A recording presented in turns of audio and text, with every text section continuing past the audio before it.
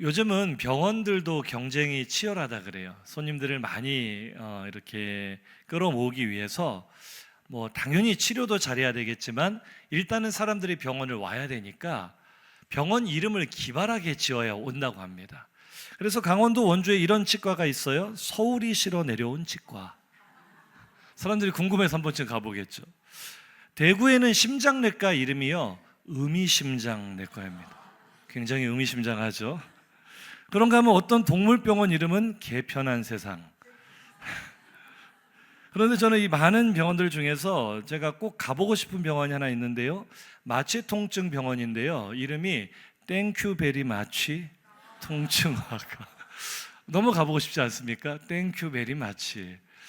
감사합니다라는 말은 늘 들어도 좋은 것 같아요. 그런데 요즘은 감사를 표현하는 사람도 잘 없고 감사합니다라는 인사를 들을 일도 잘 없는 것 같아요. 초등학교 1학년 시험 문제에 그런 문제가 나왔어요. 옆집에서 이사를 와서 떡을 가지고 오셨어요. 이때 떡을 받고서 뭐라고 인사를 해야 될까요? 5글자로 힌트가 나왔고 마지막은 다로 끝나요. 그러면 우린 뭐라고 써야 되겠어요?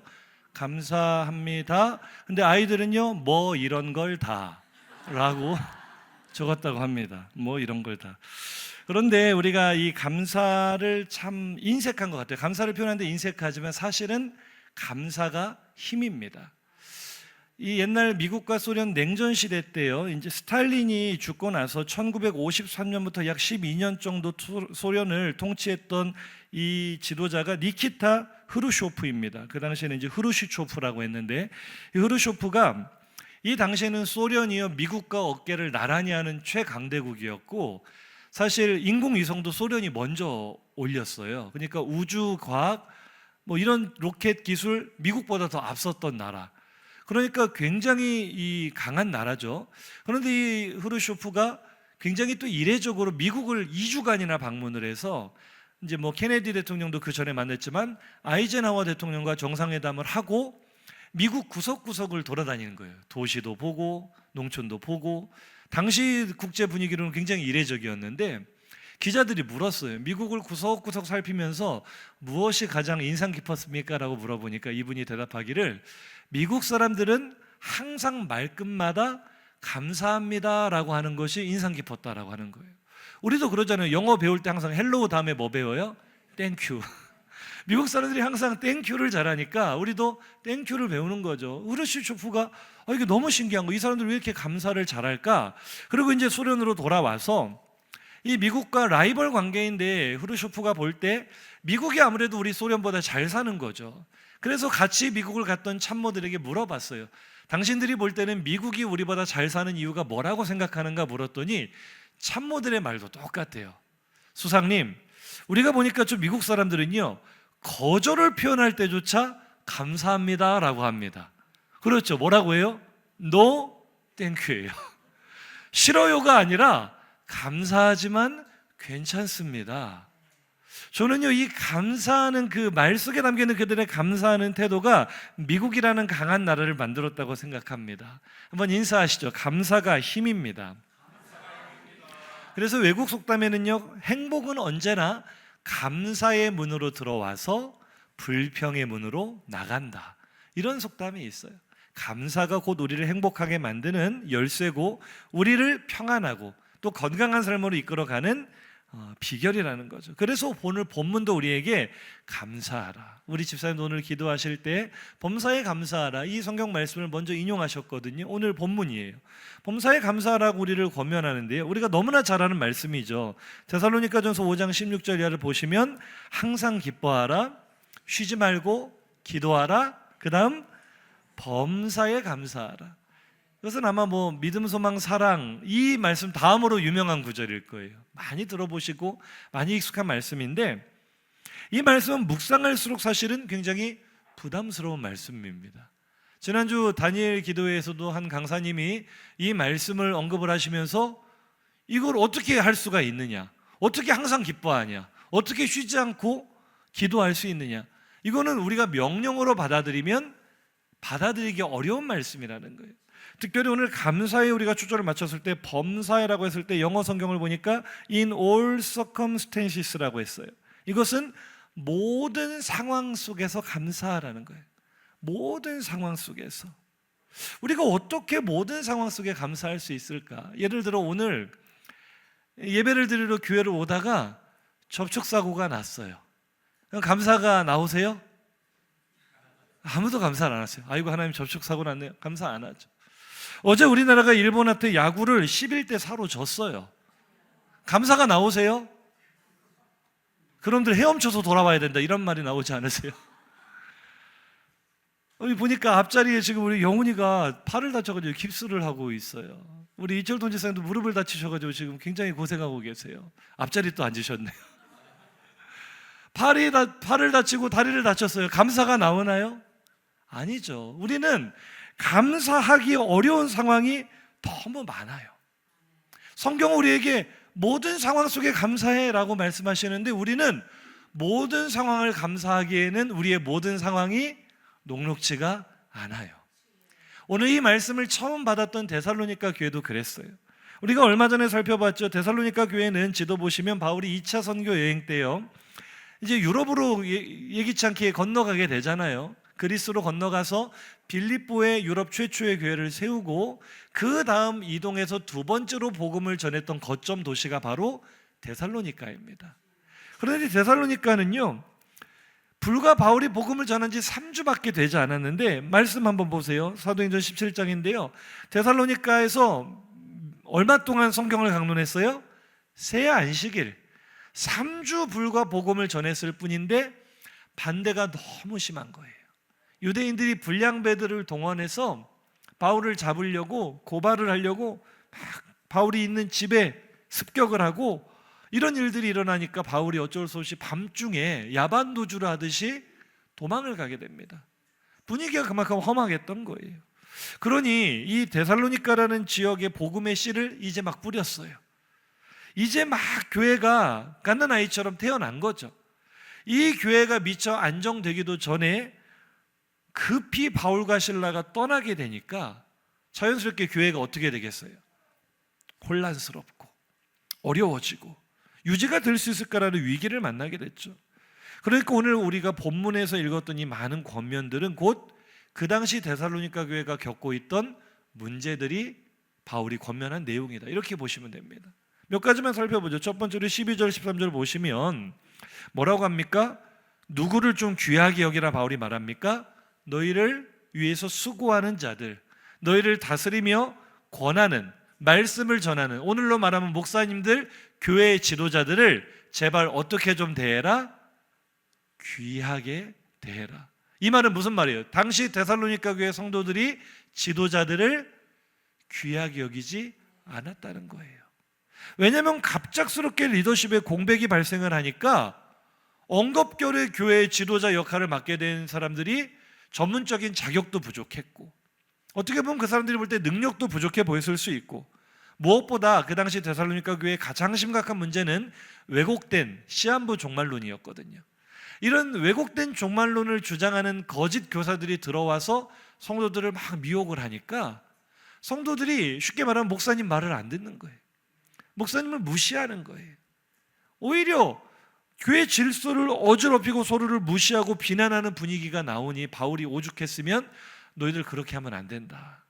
너희를 위해 수고하는 자들을 귀하게 여겨야 된다. 당시 데살로니가 교회 분위기가 느껴지십니까? 자, 내가 다니는 교회 분위기가 그렇다면, 성도들이 목사님을 무시하고 서로 반목하고 싸우는 분위기의 그런 교회를 내가 출석하고 신앙생활을 하고 있다면 항상 기뻐할 수 있겠어요? 없겠어요? 범사에 감사가 되겠어요? 안 되겠어요? 데살로니가 교회가 그런 상황이었다는 거예요. 두 번째입니다. 14절을 보면은요, 그 교회에 어떤 사람들이 있어요? 게으른 자들이 있어요. 마음이 약한 자들도 있어요. 또 힘이 없는 자들도 있어요. 무슨 얘기냐면 데살로니가 교회가 뿌리가 약하다 보니까 우리 다니엘 기도회에서도 간증하시는 분들이 그런 얘기를 하잖아요. 이렇게 교회를 개척하고 막 전도를 하고 교회를 부흥시키려고 하는데 문제가 많은 분들이 많이 오는 거예요. 교회가 아직 뿌리가 연약할 때에는 모이는 사람들도 연약해요. 데살로니가 교회가 다 그런 상황이었던 거예요. 이 게으르게 간다는 사람들은 시한부 종말론에 완전히 빠져가지고 이런 사람들이 있었어요. 어차피 예수님 곧 오실 건데 일은 해서 뭐하냐? 직장은 나가서 뭐하냐? 아무것도 할 필요 없다. 그러니까 교회에는 일꾼이 필요해요. 주님의 일을 충성할 일꾼이 필요한데 교회는 일감도 있습니다. 옆 사람 보고 인사합시다. 그대는 일꾼입니까? 일감입니까? 내가 남의 짐을 지어줘야 되는데 내가 짐이 되는 사람들이 많아요. 나는 아무것도 하지 않고 말만 하려는 사람들이 있어요. 그러면 안 된다. 그런데 데살로니가 교회는 그런 사람들이 많았어요. 게으른 자들을 어떻게 해야 된다? 게으른 자들을 권계해라. 그들이 올바르게 살 수 있도록 도와줘야 된다. 마음이 약한 사람들이 많았어요. 마음이 약하다는 것은 이게 상처받을 만한 일이 아닌데도 쉽게 상처받는 사람들이 있어요. 그럴 수 있어요. 마음이 약하고 또 힘이 약하다 보니까 작은 사건에도 마음이 크게 흔들리고 무너질 수 있거든요. 데살로니가 교회에 그런 사람들이 많았다는 거예요. 그러니까 마음이 약한 자들을 격려해 줘라. 이런 고민이 필요한 거죠. 또 어떤 사람이 있어요? 힘이 없는 사람들. 힘이 없는 사람은 본인만 힘이 없는 것이 아니라 주변에 있는 사람들도 자꾸 기운을 빼먹어요. 같이 지치게 만들어요. 그러니 내가 출석하는 교회 옆에 있는 지체들 한번 쭉 돌아보세요. 쭉 둘러보니까 좋아요, 안 좋아요? 좋죠. 우리 교회는 해당이 안 되지만 예를 들어서 내 옆에 있는 사람이 아니 이 사람은 일꾼이 아니라 일감이네? 아니 이 사람은 너무 쉽게 상처를 받네? 이 사람은 옆에서 내 기운 빠지는 말만 하네? 주변에 온통 이런 사람만 있으면 항상 기뻐하는 게 돼요, 안 돼요? 안 돼요. 범사에 감사가 안 나오죠. 데살로니가 교회가 그랬다는 거예요. 마지막 하나만 더 살펴보죠. 15절 보시면은요, 바울이 또 뭐라고 권면합니까? 악으로 악을 갚지 말아라. 이게 무슨 말입니까? 데살로니가 교회는 여전히 핍박 가운데 있었어요. 먼저 예수를 영접해야 될 유대인들이 도리어 이 교회를 못 살게 구는 거예요. 교회를 쳐들어오고 불량배들을 동원해서 습격하고 사람들을 잡아다가 로마 관청에다가 고발을 하고 유대인들이 너무나 괴롭히니까 당하는 것도 한두 번이지 사람이 계속 당하다 보면 마음속에 어떤 마음이 들어요? 증오와 복수심이 불타게 마련이에요. 교회 다닌다고 사람들이 다 감정이 없고 천사가 아니잖아요. 옆 사람 보고 한번 인사합시다. 천사인 척 하지 마세요. 우리 주님이 다 알고 계십니다. 우리가 아무리 천사인 척해도 우리도 감정이 있고요. 우리도 마음속에 증오와 미움을 품을 수 있고요. 우리도 복수심을 가질 수 있어요. 늘 그렇게 괴롭힘을 당하는데 바울이 그 말 하는 거예요. 아무리 너희들을 그렇게 괴롭히는 사람이 주변에 있다 해도 악으로 악을 갚아서는 안 된다. 데살로니가 교회 상황이 조금 이제 이해가 되십니까? 교회가요 안팎으로 시끄러웠어요. 교회가 안팎으로 우환이 많았어요. 그러니 항상 기뻐하고 범사에 감사하는 일은 너무나 불가능한 일처럼 보이는 거죠. 그럼에도 불구하고 이 데살로니가 교회 성도들은 믿음을 열심히 지키고 있었습니다. 믿음의 싸움을 싸우고 있었습니다. 이 사실이 바울에게는 너무나 기뻐서 바울이 이 편지를 쓸 때 자신은 기뻐함으로 감사함으로 이 편지를 쓴다. 데살로니가 전서를 그렇게 시작을 하거든요. 그래요. 바울에게는 이렇게 열악한 환경에서도 그들이 믿음을 지킨다 하니 참 감사하다 말할 수 있어요. 그러나 데살로니가 교회 입장에서는 감사할 일이 있어요, 없어요? 없어요. 하나님 왜 우리 교회는 항상 이렇게 힘들어야 돼요? 왜 빌립보 교회는 우리보다는 좀 상황이 낫던데 왜 우리는 이렇게 힘들어야 돼요? 물론 빌립보 교회도 힘들어요. 힘들지만 다 남의 떡이 커 보이잖아요. 우리가 교회 생활을 해도요 남의 교회가 좋아 보일 수 있어요. 물론 교회는 남의 교회 우리 교회가 어디 있습니까? 다 주님의 몸이죠. 그러나 그럼에도 불구하고 우리에게는 우리 교회가 최고다 이런 마음이 있어야 될 줄로 믿습니다. 저는 이번 목회 연구 기간에 다른 교회를 가서 예배 탐방을 하고 또 연구를 하면서 제가 느낀 것 딱 한 가지는요 우리 교회가 최고다. 그런데 꼭 남의 교회는 다 괜찮은데 우리 교회만 문제인 것처럼 보일 때가 있거든요. 그럴 수 있어요. 데살로니가 교회 성도들이 볼 때 우리 교회는 왜 이렇게 문제가 많을까? 우리 교회 사람들은 왜 이럴까? 감사가 나오지 않는 상황들이었다는 거죠. 그러니 우리가 이 데살로니가 교회 성도들에게 공감을 한다는 것은 어떤 의미입니까? 우리나 그들이나 생각하는 수준이 비슷하다는 거예요. 뭐예요? 감사에는 항상 어떠한 특별한 조건이 따라야 된다라는 그런 생각이죠. 오늘이 무슨 주일입니까? 추수감사주일이에요. 감사주일이면 감사주일인데 감사 앞에 조건이 하나가 붙었어요. 어떤 조건이요? 추수했기 때문에 감사한 주일이다. 우리가 이렇게 받아들일 수 있어요. 풍성한 수확을 얻었기 때문에 하나님께 감사해야지, 많은 것들을 우리에게 주셨으니까 우리가 감사해야지. 그럼 한번 이 생각을 좀 바꿔보겠습니다. 흉년이면 어떻게 하시겠습니까? 우리가 지금 농사 짓는 분들 많지 않잖아요. 내가 1년을 결산해보니 내가 얻은 것보다 잃은 것이 더 많다면 이 추수감사주일을 어떻게 맞이하시겠어요? 지금 내가 처해 있는 상황이 예배를 드릴 만한 상황이 아니고 내 마음이 편안하지 않은 여러 가지 고난 중에 내가 묶여 있다면 오늘 이 감사주일이 나에게 어떻게 다가오십니까? 우리가 진심으로 마음에서 우러나오는 감사를 하기가 어렵죠. 기계적이고 의무적인 감사를 할 수밖에 없는 거죠. 오늘 우리 유초등 아이들이 찬양했잖아요. 우리가 늘 언제 감사해요? 기도가 응답됐을 때, 원하는 선물을 받았을 때, 그때 우리는 하나님께 감사하는 거죠. 성적이 오르고 진학이 되고 취업을 하고 건강하고 물질이 풍성할 때, 관계가 원만할 때 우리는 이런 상황 속에서 하나님 감사합니다라고 말하고 싶은 거예요. 우리는 그런 꿈을 가지고 있는 거예요. 그러나 우리는 반대되는 상황도 생각을 해봐야 돼요. 지금 말했던 모든 조건과 지금 현재 나의 실제 생활이 정반대라면 어떠시겠습니까? 되는 일이 하나도 없어요. 관계는 다 어그러져요. 건강은 점점 더 안 좋아져요. 그래도 감사할 수 있겠습니까? 대답을 아무도 안 하시잖아요. 우리는 그럴 때마다 감사를 잃어버려요. 불평이 많아져요. 그리고 실제로 우리의 삶 속에는 불평할 일들이 많아요, 적어요? 많아요. 데살로니가 교회처럼 감사할 일보다 불평할 일이 더 많은 것처럼 보여진단 말이죠. 그런데 오늘 본문은 우리에게 이렇게 말합니다. 다시 한번 16절부터 보시면 기뻐하는데 그 앞에가 중요해요. 언제 기뻐하라고요? 항상. 헬라어 원어로 판토테라는 단어를 썼는데 이것은 시간 개념으로 보시면 될 것 같아요. 언제든지 기뻐해라. 기쁠 때든지 슬플 때든지 일이 잘 될 때든지 잘 되지 않을 때든지 우리는 기뻐해야 된다는 거예요. 그 다음 기도해야 되는데 언제 기도하랍니까? 쉬지 말고.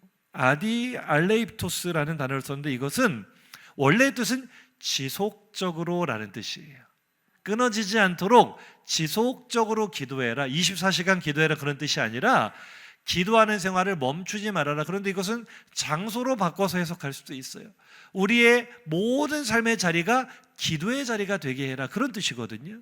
그러니까 기도하는 것은 어디에서도 기도해라 이렇게 받아들일 수 있는 거예요. 언제나 기뻐하고 어디에서나 기도하고 마지막으로 감사는 언제 하는 겁니까? 범사에. 원어나 우리말이나 똑같아요. 파스라는 단어를 썼는데 이것은 사건입니다. 모든 일들에. 우리가 일주일을 살다 보면은 좋은 일도 있고 나쁜 일도 있죠. 원하는 것이 이루어지기도 하지만 원하는 것이 이루어지지 않을 때도 있죠. 그런데 오늘 감사의 모든 상황은 모든 일이랍니다. 그러니까 이 말씀이 굉장히 부담스러워요. 이 말씀을 명령으로 받아들이면 할 수 있겠습니까? 없겠습니까? 없죠. 슬픈 일이 막 밀려오는데 어떻게 감사를 하고 기뻐할 수 있겠어요? 그래서 우리가 이 말씀을 바라보는 시각을 좀 바꿀 필요가 있어요. 한번 따라 합시다. 명령이 아니라 원리입니다. 왜냐하면 이제 이 말씀을 쭉 이어서 읽어보시죠. 가로 빼고 시작. 항상 기뻐하라. 쉬지 말고 기도하라. 범사에 감사하라. 이것이 그리스도 예수 안에서 너희를 향하신 하나님의 뜻이니라. 아멘. 이것을 강압적으로 우리에게 주시는 하나님의 명령이 아니라 하나님의 소원이 이 안에 있다. 너를 향한 하나님의 소망이 여기에 있다. 하나님의 뜻이 여기에 있다. 하나님의 뜻이 힌트예요. 이 하나님의 뜻을 중심으로 우리가 이 말씀을 어떻게 받아들여야 됩니까? 하나님의 뜻이 무엇인지를 먼저 보면은요, 데살로니가전서 4장 3절을 보면 하나님의 뜻은 뭐예요? 우리의 거룩함이래요.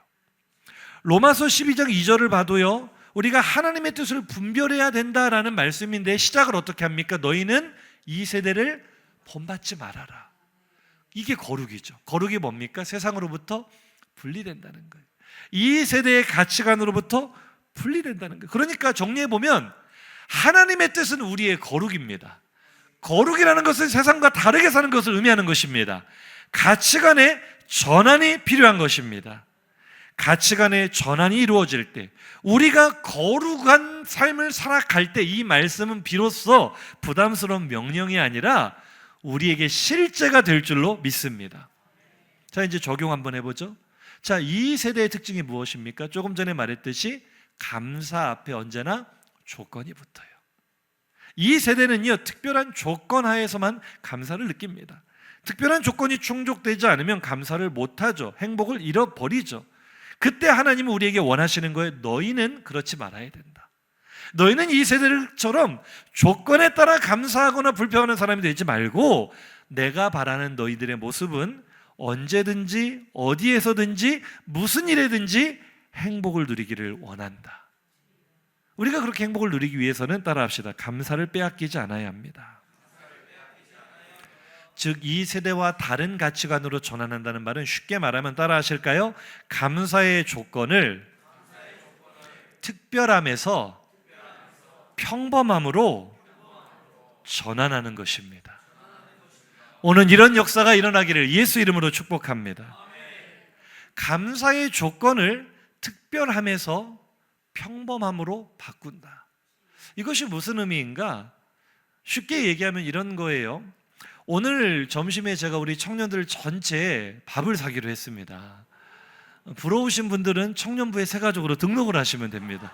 지난주에 전도축제를 했거든요.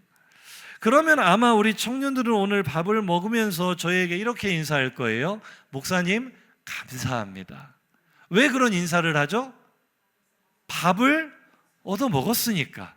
오늘 특별한 은혜를 입었으니까죠. 그런데 생각해보면 참 이상합니다.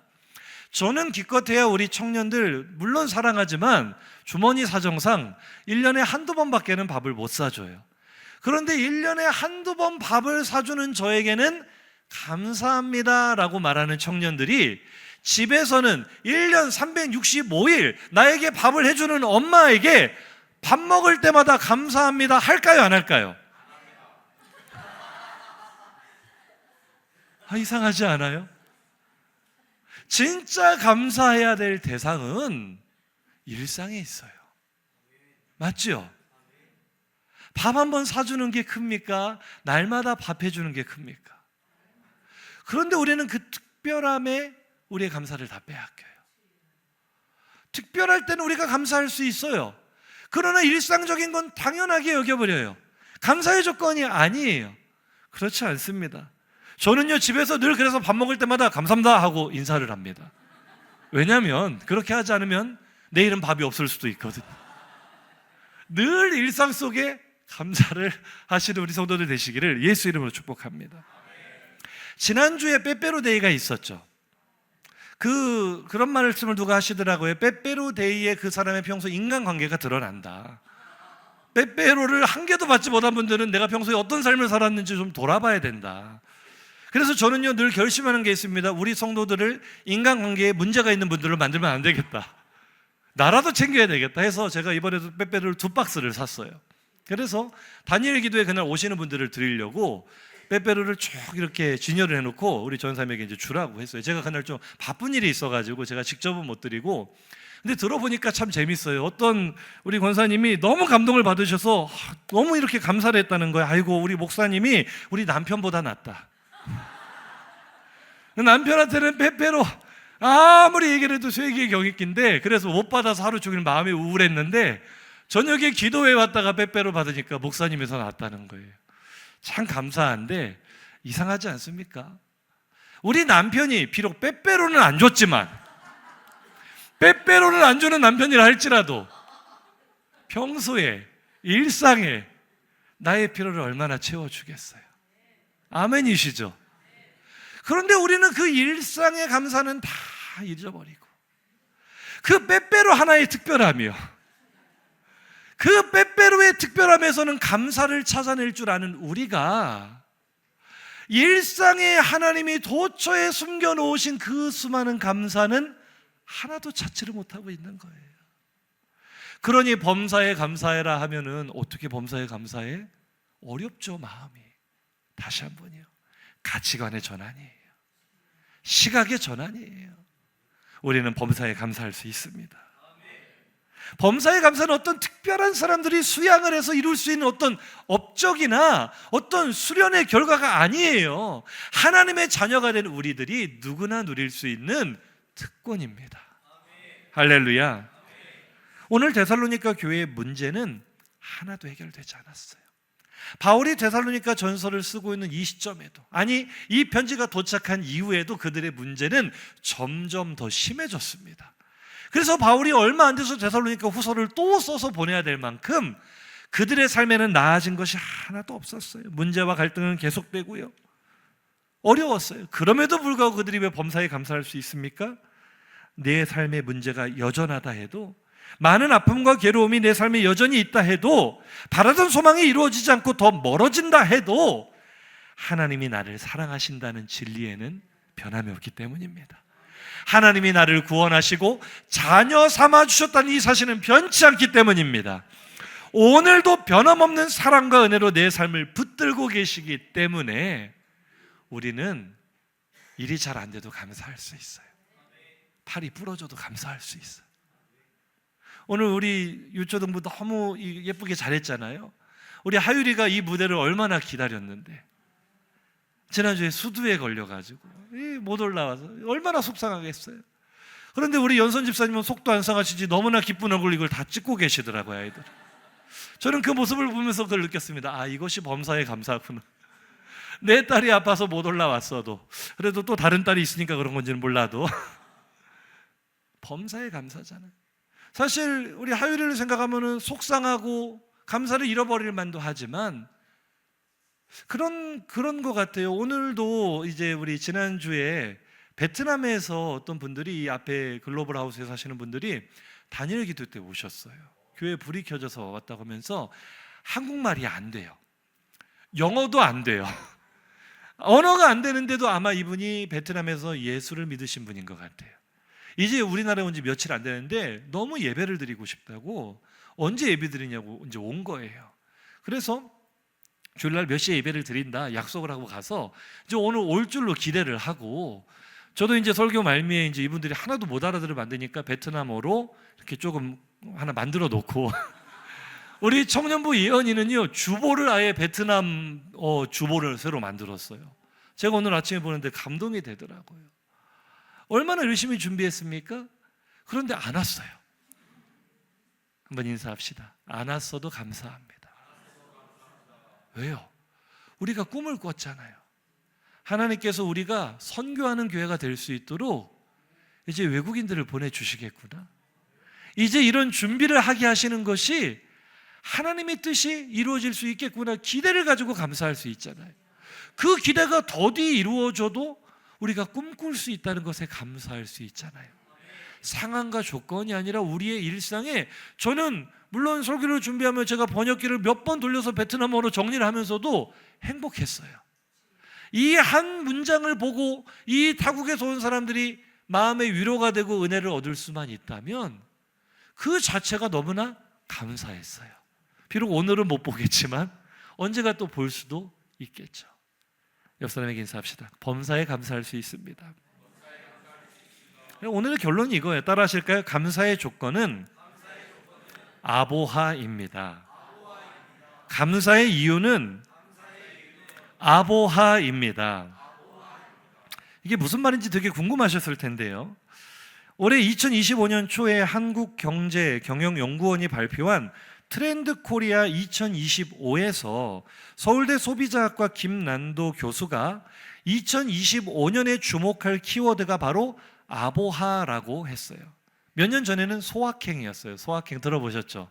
소소하지만 확실한 행복. 2025년은 아보하다. 그래서 뉴스에서도요, 연초부터 2025년의 트렌드는 아보하다, 이런 기사들을, 보도를 많이 내고 그랬어요.